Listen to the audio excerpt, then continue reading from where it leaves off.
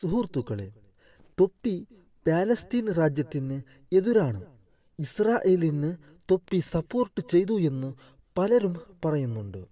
തൊപ്പിയുടെ ഒരു ക്ലിപ്പ് കാണിച്ചുകൊണ്ടാണ് ഇവർ ഇങ്ങനെ പറയുന്നത്.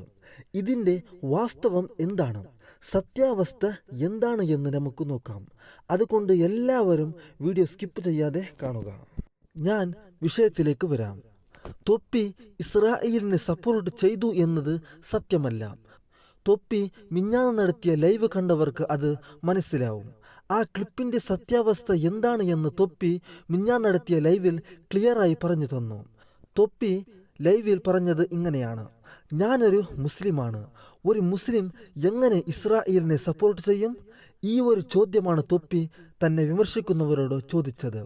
തൊപ്പി പിന്നെയും പറഞ്ഞു, ഞാൻ എങ്ങനെയാണ് ഇസ്രായേലിനെ സപ്പോർട്ട് ചെയ്യുന്നത്? ഇസ്രായേലിനെ സപ്പോർട്ട് ചെയ്യുന്നു എന്നാൽ അതിൻ്റെ അർത്ഥം കുട്ടികളെ കൊല്ലുന്നവരെ ഞാൻ സപ്പോർട്ട് ചെയ്യുന്നു അല്ലേ? അങ്ങനെ സപ്പോർട്ട് ചെയ്യാൻ ഞാനെന്ത് പൊട്ടനാ? ബുദ്ധിയില്ലേ എനക്ക്? തൊപ്പി മിഞ്ഞാന്ന് 36 മിനിറ്റ് ചെയ്ത ലൈവിൽ എല്ലാ വിഷയം ക്ലിയറായി പറഞ്ഞു. ആ ലൈവിനെ കണ്ടവർ ഒരിക്കലും തൊപ്പി പാലസ്തീനിന് എതിരാണെന്ന് പറയൂല. ആ ലൈവ് കണ്ടവർക്ക് മനസ്സിലാകും, തൊപ്പി ഒരിക്കലും ഇസ്രായേലിന് സപ്പോർട്ട് ചെയ്തിട്ടില്ല. തൊപ്പിയുടെ നിലപാട് അന്നും ഇന്നും ഇനിയും അത് പാലസ്തീനിന് സപ്പോർട്ട് ആയിട്ടാണ്. എൻ്റെ വാക്ക് കേൾക്കുമ്പോൾ നിങ്ങൾ വിചാരിക്കും ഇവൻ തൊപ്പിയുടെ ആളായിരിക്കുമെന്ന്. പക്ഷേ നിങ്ങൾ വിചാരിച്ച പോലെ ഞാൻ തൊപ്പിയുടെ ആളല്ല. ഞാൻ തൊപ്പിയുടെ സബ്സ്ക്രൈബറും അല്ല, ഫോളോവറും അല്ല.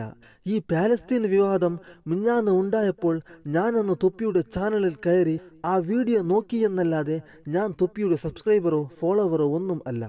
സത്യം ആരുടെ ഭാഗത്താണ് ഉള്ളത് അവർക്കാണ് ഞാൻ സപ്പോർട്ട് ചെയ്യുന്നത്. ഒരുപക്ഷെ തൊപ്പി പാലസ്തീനിന് വിരുദ്ധമായി സംസാരിച്ച് ഇസ്രയേലിനെ സപ്പോർട്ട് ചെയ്തിട്ടുണ്ടെങ്കിൽ വല്ലാഹി ഞാൻ തൊപ്പിയെ എതിർക്കുമായിരുന്നു. കാരണം ഞാൻ പാലസ്തീനിനെ സപ്പോർട്ട് ചെയ്യുന്ന ആളാണ്.